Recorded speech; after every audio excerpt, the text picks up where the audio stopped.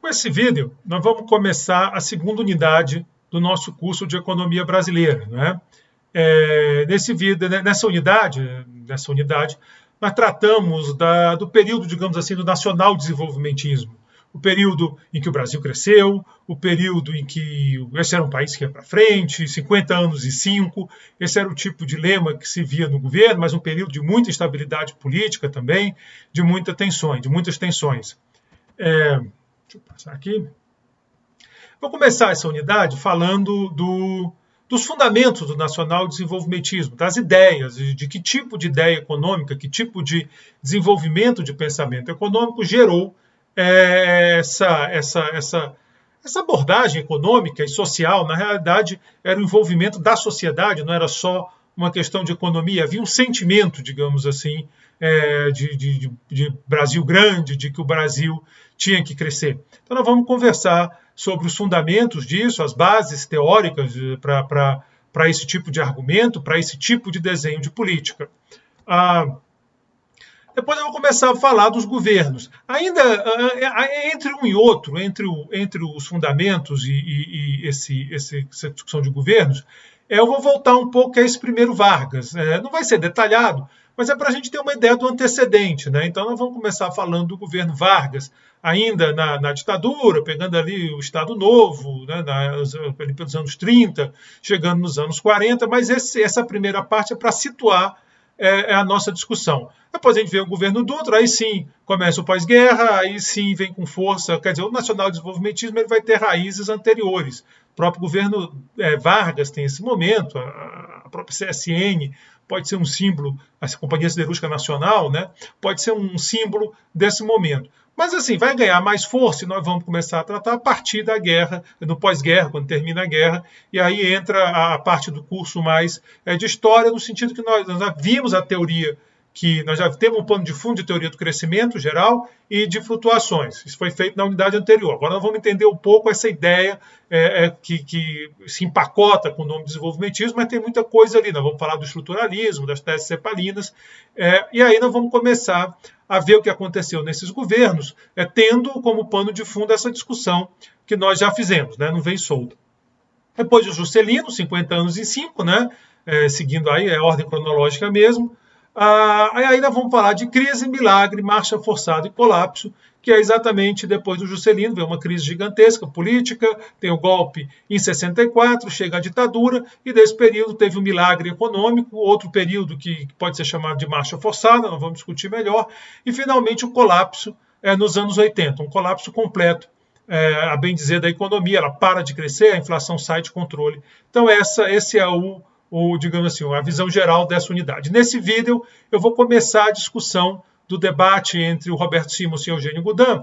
Eu começo com a parte do Roberto Simonsen, seguindo a ordem, são vários documentos, lembrem, não era a época de internet, de redes sociais, onde você bota o negócio, o cara responde, o outro responde, às vezes a gente responde sem nem pensar, na emoção, fica um negócio meio forçado, mas vocês vão ver que tinha as tretas da época, só que dava num ritmo mais lento, um escrevia o documento era divulgado, o outro lia, escrevia outro documento, e assim por diante, né? Os debates, o pessoal às vezes fala, porque hoje em dia o debate sempre houve e às vezes ele foi acalorado. O que muda é o meio, né? Não tinha essa tecnologia que hoje você consegue essas respostas imediatas e tal. Então, às vezes eu acho que é bacana, é divertido, mas por outro lado a gente acaba perdendo um pouco a robustez do argumento, porque você tem meses para pensar, agora você não tem mais, você acaba respondendo. Mas nós vamos ver o debate, é importante depois, mas nesse vídeo a gente começa com o debate com a parte do Roberto Simonsen, para o vídeo não ficar muito longo. Então vamos lá, o debate Simonsen versus Goudin. Um debate que acontece nos anos 40 e que define muito essa discussão, que de certa forma, é claro que com uma roupagem diferente, com ideias diferentes, nós estamos no século XXI, faz quase 100 anos, né? Quer dizer, uns 80 anos que isso tudo aconteceu, então não dá para dizer que esse debate vem até... Não, mas tem elementos aí que vêm até hoje, quando a gente faz a discussão entre os economistas de uma abordagem mais liberal, às vezes chamado de reformistas, liberais, e os economistas desenvolvimentistas. Tem elementos que estão presentes até hoje nesse debate. Então, é um debate interessante, porque a cada ciclo de governo, de política econômica, ele volta. Ano que vem é um ano eleitoral, provavelmente esse debate volta à tona.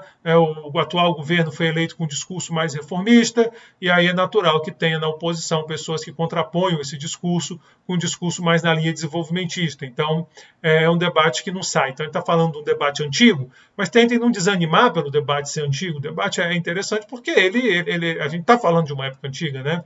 Mas a gente está querendo entender as origens da economia brasileira, a gente precisa voltar no tempo para entender a discussão atual. Mas vocês vão ver que tem pedaços, conceitos que perduram. Então, quem se interessar e quiser aprofundar, tem material lá no Teams, na pasta.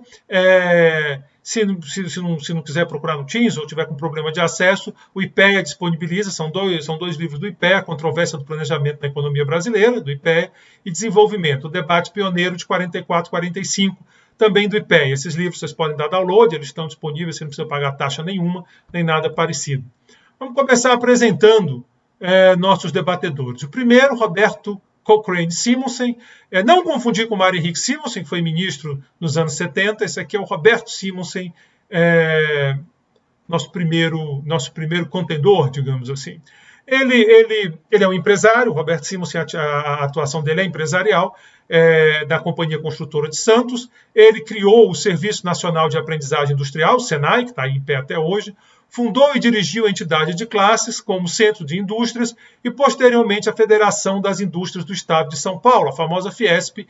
Então, está ali nas origens da Fiesp. É um empresário engajado nessas causas, digamos assim, empresariais, nessas causas corporativas, alguém pode dizer, e também na política. Ele foi deputado à Assembleia Nacional Constituinte, 34, 35, foi deputado federal em 45, senador e membro do Conselho Federal de Comércio Exterior e foi titular da cadeira 3 da Academia Brasileira de Letras. Então, esse é o Roberto Simonsen, digamos assim, o empresário, o líder empresarial. Ele tem obras, apesar de ser empresário, ele tem obras que ficaram com uma pegada mais acadêmica, História Econômica do Brasil, de 37, As Consequências Econômicas da Abolição, de 38, Evolução Industrial do Brasil, de 39, As Crises no Brasil, Aspectos da História Econômica do Café, As Finanças e a Indústria, Aspectos da Economia Nacional, Níveis de Vida e a Economia Nacional. Então, esse é o Roberto Simonsen, o que vai defender as teses, digamos, desenvolvimentistas, a necessidade de uma ação proativa do Estado para desenvolver a indústria, e esse desenvolvimento industrial seria o motor da transformação da economia brasileira. Esse é o Roberto Simonsen. Não por acaso, é um líder industrial defendendo o setor industrial. Eugênio Goudin. Eugênio Goudin, uma característica dele, teve uma vida muito longa, né? Ele viveu 100 anos, como vocês podem ver aí. Então, tem vários momentos, tem vários debates, tem vários pontos da história em que ele aparece. O Simonsen nos deixa em 1948 e o Goudin vai até 86. Então, ele realmente é um personagem marcante quando você pensa a economia no Brasil, os economistas, as discussões. Ele está presente em governos, em vários momentos da história. Ele é engenheiro, né, apesar de ter essa proeminência em economia. Naquela época nem tinha faculdade de economia quando ele se formou. Ele se forma em 1903. Foi diretor da Great Western of Brazil Railway,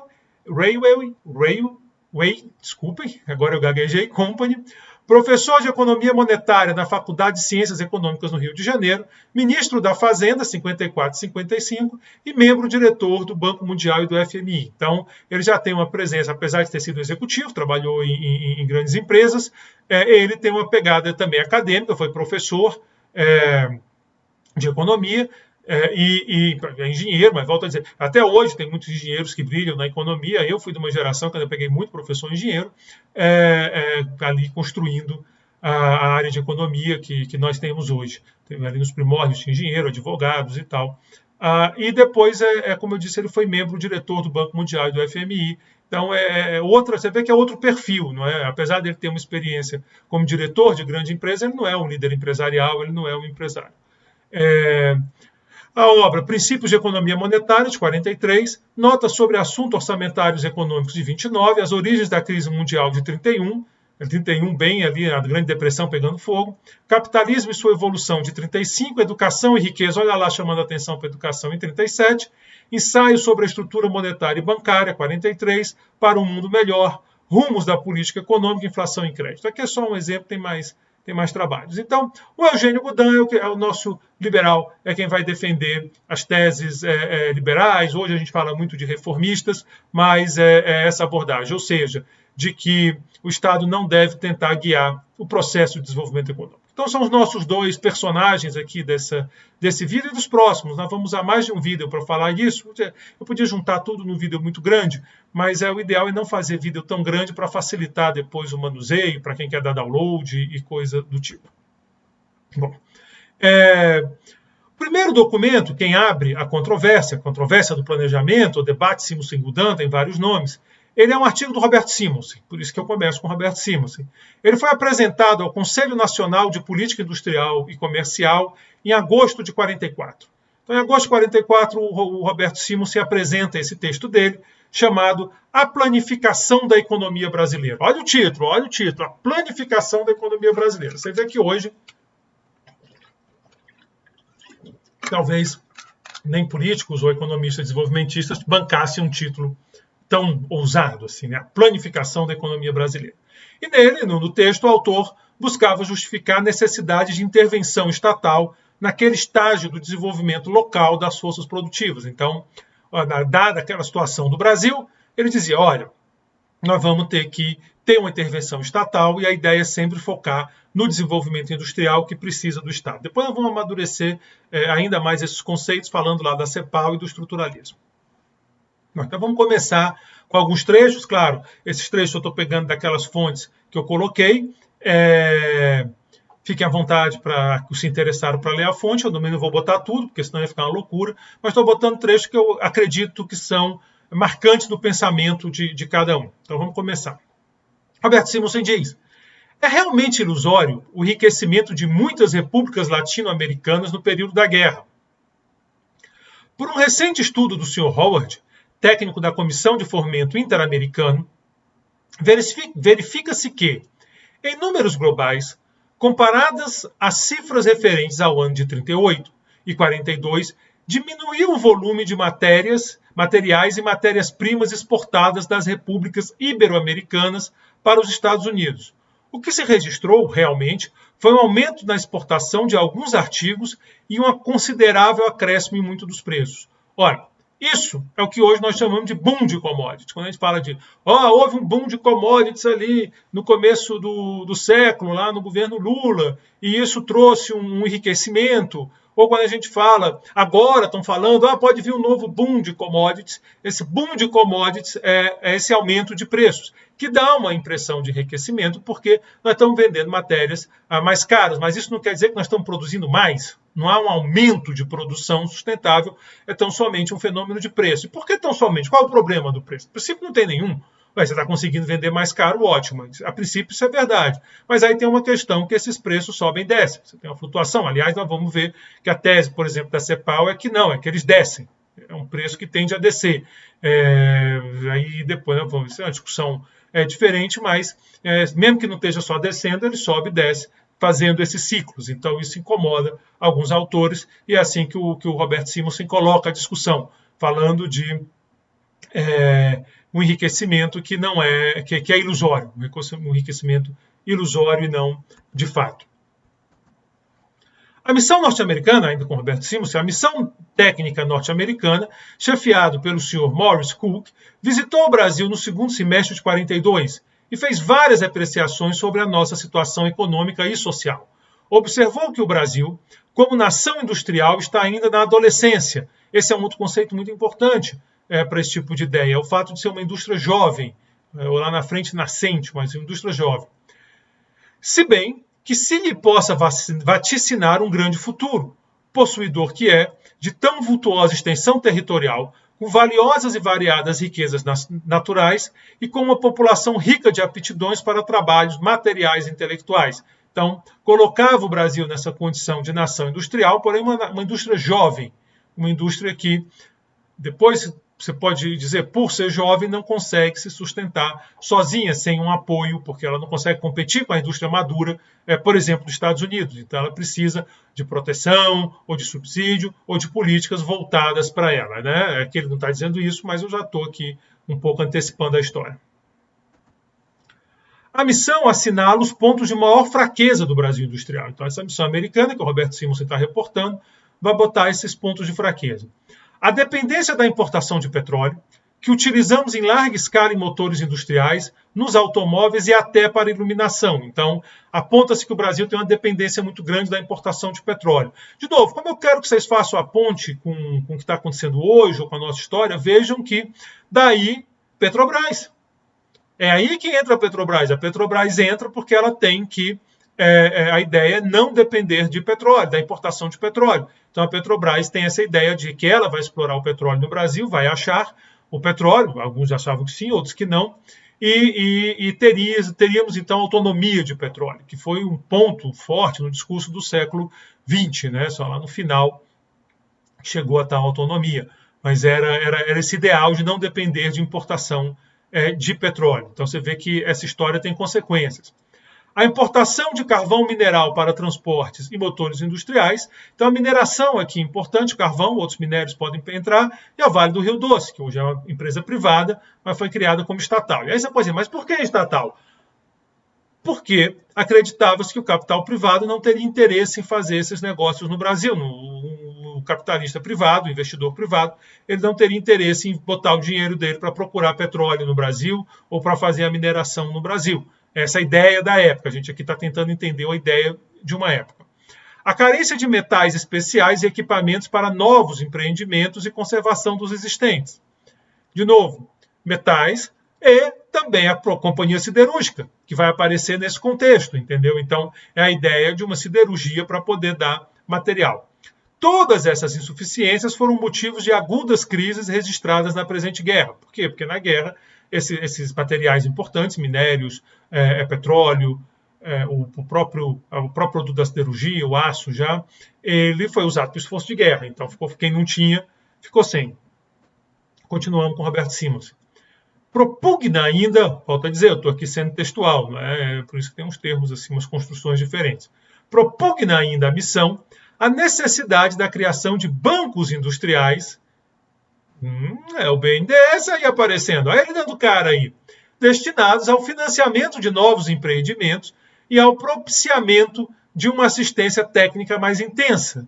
Então, você pegar o BNDES, o que o BNDES faz? Ele subsidia, ele oferece crédito subsidiado, o grau de subsídio muda, mas na história ele está aí para oferecer esse crédito, também entende que o setor privado não vai oferecer, e a assistência, coisa que o BNDES faz até hoje, diga-se de passagem. Inclusive, ultimamente, ele tem se voltado para essa questão de assistir no processo, elaborar projeto, essas coisas.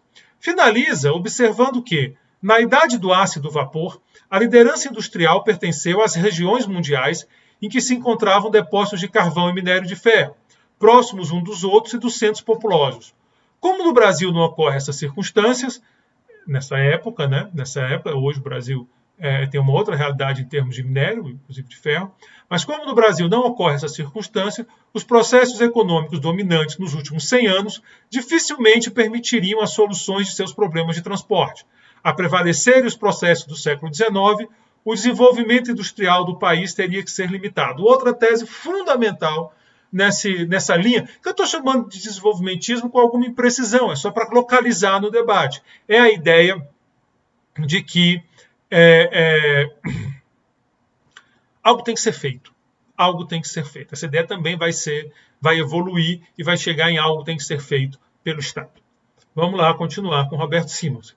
Tendo em apreço as condições especialíssimas do país, com vastas zonas ainda na fase da economia de consumo, e considerando os índices das regiões mais prósperas, verificamos que se faz mister, pelo menos, triplicar o nosso consumo, para que se alcance um teor médio de vida compatível com a dignidade do homem, na sugestiva expressão de nossa Carta Constitucional.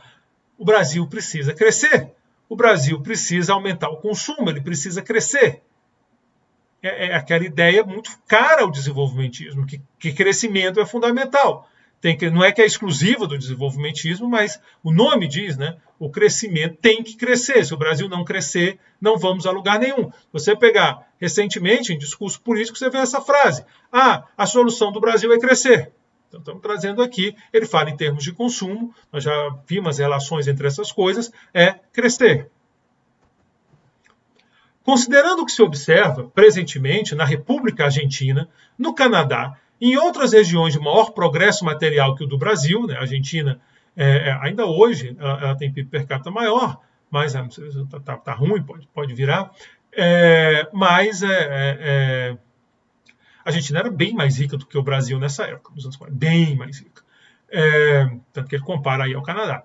E ainda, o que sucede nas regiões mais adiantadas do país, levando-se em conta o custo da vida, a necessidade da formação de capitais, de novo, e as novas condições criadas pela guerra, não é exagerado concluir que necessitaríamos, assim, de uma renda nacional cerca de 4 vezes mais elevada do que a atual, ou seja, de 160 bilhões de cruzeiros.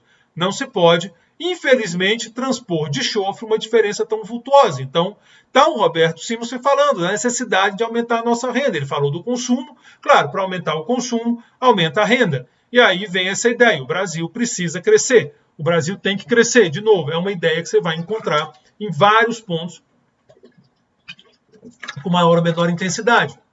Mas se você pega, por exemplo, questão fiscal, uma abordagem do governo Temer, vamos fazer um teto para controlar os gastos. Paulo Guedes, vamos fazer um ajuste fiscal. O próprio Levi, no governo Dilma, vamos fazer um ajuste fiscal.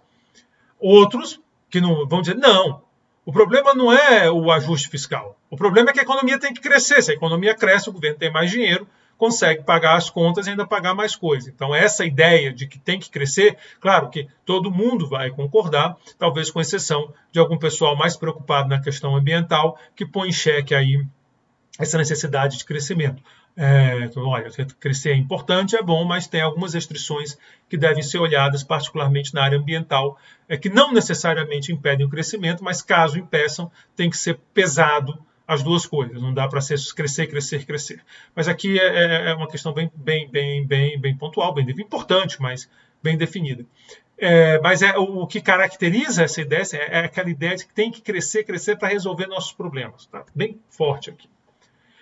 Impõe-se, assim, a planificação da economia brasileira em moldes capazes de proporcionar os meios adequados para satisfazer as necessidades essenciais de nossa população e prover o país de uma estruturação econômica e social forte e estável, fornecendo à nação os recursos indispensáveis à sua segurança e à sua colocação em um lugar condigno na esfera internacional. Então, aqui demos um passo. É preciso crescer. É preciso crescer. É preciso crescer para dar um consumo digno à população. Para isso, a renda tem que aumentar. E essa renda, para aumentar, seria necessária a planificação da economia brasileira, os planos econômicos. A planificação da economia não é aquele plano econômico no sentido que a gente conhece dos anos 80, que nós vamos discutir muito na próxima unidade, mas aqui é o plano no sentido de planificação mesmo, de direção, o Estado dirigindo a produção para que nós possamos crescer mais. Essa é a ideia que agora aparece claro aí com o Roberto Simons, que é um empresário, é um líder empresarial. Claro que ele não está propondo aqui um regime comunista estilo bolchevique, que nessa época era admirado por muita gente, não necessariamente pela questão política, é claro que sempre teve um movimento comunista que apoia pela questão política, mas tinha muita gente, Roberto Simons é um deles, que apesar de negar o lado político, a questão do comunismo, ele defendia a ferramenta de planejamento que lá era utilizada. A ciência e a técnica modernas fornecem seguros elementos para o delineamento dessa planificação. Então, o plano, existe uma ciência e uma técnica que permite esse plano, segundo o Roberto Simons, por favor, não é o Roberto Heller que está dizendo isso, eu estou só lendo. Vocês estão vendo aí que está na tela, está entre aspas. Peguei e botei aqui para poder passar para vocês essas ideias, como é que elas vão sendo construídas. Então, mas aí a ideia dele é que existiam essas técnicas modernas que fornecem esses elementos e ainda mais seguros, né? Haja visto o que se fez na Rússia, como eu falei, a Rússia era vista como exemplo, e na Turquia, quanto ao seu desenvolvimento material. Considere-se as planificações levadas a efeito pelos Estados Unidos, pela Inglaterra e por outros países em lutas. Isso era um período de guerra. Em 42 nós estávamos na guerra, né? Quer dizer, quando a missão veio, o texto é de 44, ainda na guerra, a guerra acontecendo, para organizar suas produções dentro de um programa de guerra total. Então, o que ele está dizendo, olha, você tem esses exemplos, ele dá a Rússia e a Turquia, a União Soviética e a Turquia, e ele diz, mas mesmo os Estados Unidos e a Inglaterra, que são, digamos, as referências de uma economia liberal, no momento de guerra, eles tiveram que organizar a produção e partiram para o planejamento. Na realidade, ele vai dizer que os Estados Unidos, antes até da guerra, com o New Deal na Grande Depressão. Vamos lá. Os anais do primeiro Congresso Brasileiro de Economia e as conclusões ali votadas oferecem os inequívocos depoimentos das classes produtoras, são os empresários, e não se esqueçam, esse é o discurso de uma liderança empresarial, sobre os seus elevados desígnios de colaborar para o progresso do país. E aí começa a ideia, que é presente até hoje no Brasil, é muito forte, da aliança do setor empresarial com o governo. Né? O setor empresarial quer colaborar para o progresso do país, mas como viria o progresso do país, segundo o Roberto Simonsen, pela planificação. Então, para que isso aconteça, a colaboração significa uma aliança, o setor empresarial e o setor governamental. Num certo sentido, isso vai acontecer em graus diferentes em vários países. Aqui, na minha leitura, ficou muito forte, exageramos a dose. Mas está aí a ideia surgindo, né? Aí são a conceituação sendo elaborada dessa colaboração. A parte nuclear de um programa dessa natureza, visando a elevação da renda a um nível suficiente para atender aos imperativos da nacionalidade, tem que ser constituída pela industrialização. E agora a gente botou mais uma peça no nosso quebra-cabeça. Então vamos lá. Vamos seguindo aqui, para a gente não perder o fio da meada. Vamos seguindo a história que eu estou contando, a história do Roberto Simonsen que eu estou contando para vocês. O Brasil precisa crescer. Para dar um consumo digno à população, o Brasil precisa crescer. Um crescimento forte, precisa aumentar em 4 vezes a renda do país, não é qualquer crescimento. Para que esse crescimento ocorra, segundo Roberto Simonsen, precisa de uma planificação. Sem planificação, você não vai conseguir esse crescimento. E existem técnicas econômicas modernas, né? Existem essas técnicas que vão permitir essa planificação. O empresariado está disposto a colaborar com essa planificação. Então, o plano, aí claramente diferente da proposta bolchevique na União Soviética, na Rússia, porque a Rússia é a principal república, né? Não é uma ideia de suprimir o empresariado, não é uma revolução comunista que ele está falando, é uma colaboração de Estado e empresários para fazer essa planificação. É isso que ele está defendendo. E aí, finalmente, essa peça fundamental encaixa. Mas, para isso, tem que ter a industrialização do país. O país precisa de uma indústria que não se separa, né? Essa industrialização não se separa, porém, da intensificação do aperfeiçoamento de nossa produção agrícola. Aqui ela está vinculada. Então não é uma questão de destruir a agricultura, mas é uma questão de ter que ter uma indústria. Essa indústria tem que ser construída no país, e aí todo caso, né? Planificação, nesse sentido que eu estou falando, de colaboração de empresário, não no sentido de fazer, ele não está propondo uma revolução comunista, que o Estado assume a função dos empresários e faz a planificação nessa perspectiva. Não é isso que o Roberto Simonsen está propondo, porque ele é um líder empresarial, faria muito sentido ele estar propondo isso. O que ele está propondo é essa colaboração que os empresários estariam dispostos a fazer para usar a planificação. O grau de intervencionismo do Estado deveria ser estudado com várias entidades de classe para que, dentro do preceito constitucional, fosse utilizado ao máximo a iniciativa privada e não se prejudicassem as atividades já em funcionamento do país, com a instalação de novas iniciativas concorrentes. Percebam aqui o detalhe, está ficando claro que não está se falando de uma abordagem estilo bolcheviques na Rússia. Não é isso que está se falando. Está se falando dessa colaboração. Os setores conversando com o governo, e aqui é um ponto fundamental. Quando ele fala o que já está instalado não pode ser prejudicado com a instalação de novas unidades concorrentes, é um discurso que recentemente o nosso ministro da Economia, reconhecido como liberal reformista, ele diz: eu vou abrir a economia, mas respeitando o patrimônio da indústria instalada, a indústria local. É aquele conceito. A concorrência não pode destruir a indústria instalada. O que é muito complicado, porque você tem uma visão muito forte, que vem de um economista importante, chamado Schumpeter, ou alguns falam Schumpeter, que diz que é exatamente o contrário. O processo de concorrência e inovação é destruidor. É o que chama de destruição criativa. Mas você não quer essa destruição. Por quê? Porque é uma aliança de empresário e governo. Os empresários não querem ser destruídos, você não quer perder o seu negócio. Então, você quer a planificação, é isso que você quer, mas você não quer perder que a sua empresa seja destruída por uma concorrência. E aí a gente vai começando a entender a construção do Brasil, do Brasil, que até hoje, de certa forma, se coloca, apesar das tentativas de desmontar esse legado, não tem dado certo, e aí você tem casos e mais casos recentes dessa relação talvez muito umbilical de alguns empresários com o governo. Mas vamos lá. Proporcionar-se-iam, ao mesmo tempo, os meios indispensáveis à renovação do aparelhamento já existente, ou seja, renovar a indústria existente. Caso adotada a planificação intensiva de nossa economia, não será possível a permanência, por um certo prazo, das atuais normas de política comercial. Opa, estamos chegando em outro ponto muito caro, que também entra no discurso do ministro. Não seria concebível que, enquanto o país desenvolvesse um formidável esforço no sentido de montar seu equipamento econômico, fosse ele, em pleno período construtivo, perturbado pela concorrência da produção em massa de origem alienígena. Então você vê que a concorrência não é bem-vinda. A concorrência não é bem-vinda. Você não quer que a iniciativa privada, o que vai ser feito pela iniciativa privada não prejudique as instalações com novas iniciativas concorrentes. Então você não tem concorrência interna, porque os empresários estão em acordo com o governo, escolhendo o que vai ser produzido e tendo como elemento, considerando que a concorrência não pode destruir o que existe. Mas você também não tem concorrência externa.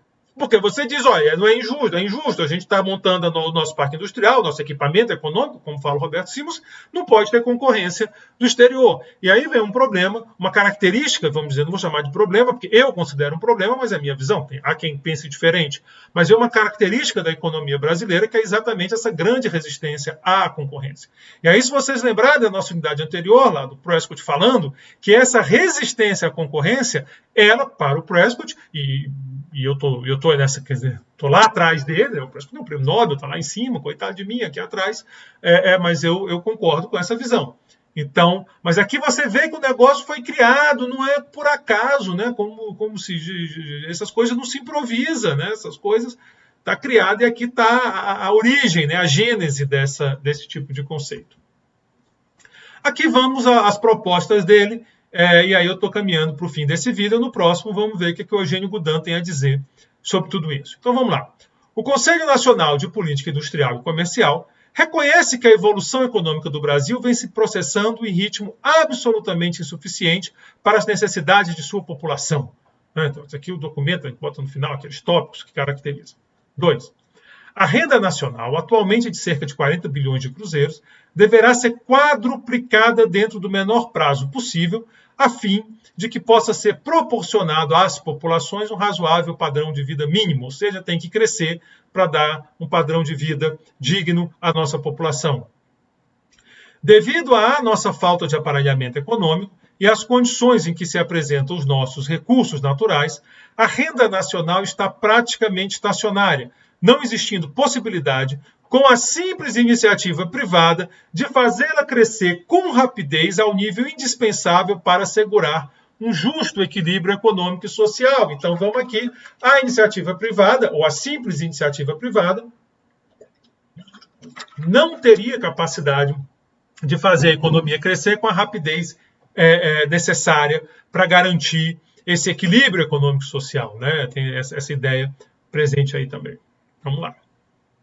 Esta insuficiência em vários setores da iniciativa privada tem sido reconhecida pelo governo federal, que, direta ou indiretamente, como nos casos do aço, dos álcalis, do álcool anidro, do petróleo, da celulose, do alumínio e da produção de material bélico, tem promovido a fixação de importantes atividades no país. Então, dizendo, olha, o governo está agindo, e é importante que continue agindo. Por isso que eu disse, o desenvolvimentismo não começa no pós-guerra, isso deixa de 44, governo Vargas ainda. Dadas todas essas circunstâncias, é aconselhável a planificação de uma nova estruturação econômica, de forma a serem criadas, dentro de determinado período, a produtividade e as riquezas necessárias para alcançarmos uma suficiente renda nacional. Aqui está muito claro a proposta de planificação, né? Quer dizer, é preciso. Mas planificação, insisto, não pensem aqui lá na experiência bolchevique, não. Não pensem em o Estado assumir o controle dos meios de produção e uma revolução. Não.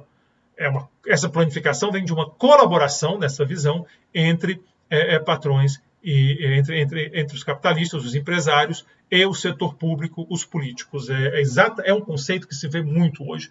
Até hoje isso está muito marcado na cultura brasileira, de que nós precisamos dessa colaboração. A Fiesp tem que colaborar com o governo, a Fiesp está aqui para colaborar. Se você procurar no jornal, você vai encontrar muito esse tipo de discurso, e não é à toa, esse é um dos fundadores da Fiesp, né? Então está lá na origem, está no DNA. Está no DNA. Bom, essa planificação organizada com a cooperação das classes produtoras ficou apagada, mas vocês têm acesso ao slide. Deverá prever a tonificação necessária a ser dispensada a todo o nosso aparelhamento de ensino, ao sistema de pesquisas tecnológicas, à formação profissional, à imigração selecionada, né? Quem está falando é o Roberto Simons. Pelo amor de Deus, não vão sair por aí dizendo que o Roberto Heller acha que tem que ter imigração selecionada. O Roberto Heller só está lendo um texto e comentando, obviamente, o objetivo da aula é a gente comentar um texto de outra época, com outras visões de mundo e outros conceitos. A vulgarização do uso da energia motora e ao grande incremento de nossas atividades agrícolas, industriais e comerciais. Então, é essa cooperação que junta as classes produtoras e o governo, o Estado, é que vai gerar todas essas coisas. O seu financiamento será negociado dentro de novos moldes de cooperação econômica, de forma que, inicialmente, não se supercapitalize os investimentos por despesas meramente financeiras. Então, olha lá. Opa, eu não posso gastar muito com juros, eu tenho que ter um juros acessível. Então você está vendo que está formando a lógica. O Estado protege as empresas existentes, tanto da concorrência interna quanto da concorrência externa. Há uma planificação de colaboração, há um financiamento que não... Qual é a expressão que ele usa? Que não se supercapitaliza os investimentos por despesas meramente financeiras. É o termo que ele usa. Então, está aí a ideia também de que há de ter um financiamento especial para esse propósito. Você está vendo que está se montando. O que a gente vai ver no futuro é a Petrobras, que tenta lá resolver o problema do petróleo, que a gente já botou. É o BNDES, que vai fazer esse financiamento. É o protecionismo à indústria local. É essa economia que a gente vive hoje, o Brasil, essa discussão, onde é muito difícil abrir empresas. É muito complicado abrir uma empresa. E o que acontece na prática? Você protege as empresas instaladas de chegada de concorrentes. Então, vamos lá. Devendo as amortizações ser condicionadas ao aumento da produtividade. Olha lá. Resultante da reorganização econômica do país. Ou seja, se você não ganhar produtividade, não tem problema que você vai ter ajuste nos seus empréstimos. Durante o período em que foi executada a planificação econômica, deverão ser adotadas normas de políticas comercial que assegurem o êxito dos cometimentos previstos. Então, aqui, eu gosto desses trechos, como eu disse, foram trechos selecionados. O material está à disposição para quem quiser ver o material inteiro. Se você gostou do tema, recomendo que veja. Claro, essa é uma leitura que eu estou trazendo, tem as minhas limitações, mas eu acredito que dá uma noção da formação desse conceito. Ainda não é uma abordagem acadêmica, de teoria acadêmica, é uma coisa mais de... Talvez seja esse mesmo. É uma coisa mais de discussão, né? Você está em elaboração, está sendo construído, é um líder empresarial, não é um professor falando, mas está delineado a ideia de que o Estado tem que direcionar a economia, tem que ter um esforço com participação do Estado, a iniciativa privada sozinha não vai conseguir fazer a economia crescer. Essa indústria tem que ser protegida pelo Estado dentro desse mecanismo de planejamento. Essa proteção visa a concorrência interna, que não pode ser nessa ideia de destruir o patrimônio existente, e aí, claro, conflito com a ideia de destruição criativa. Não tem destruição, alguém pode dizer, se não tem destruição também não haverá criação. A questão do financiamento, como eu já disse, e finalmente a política comercial, voltada para a proteção. Então, esse é o pano de fundo. Aqui começa o nosso debate. No próximo vídeo, eu trago as críticas que o Eugênio Goudin vai fazer a esse documento. Da mesma forma, eu estou pegando trechos, não dá para trazer o documento inteiro, são trechos, mas que eu acredito que resumem bem a discussão. Muito obrigado pela atenção de vocês.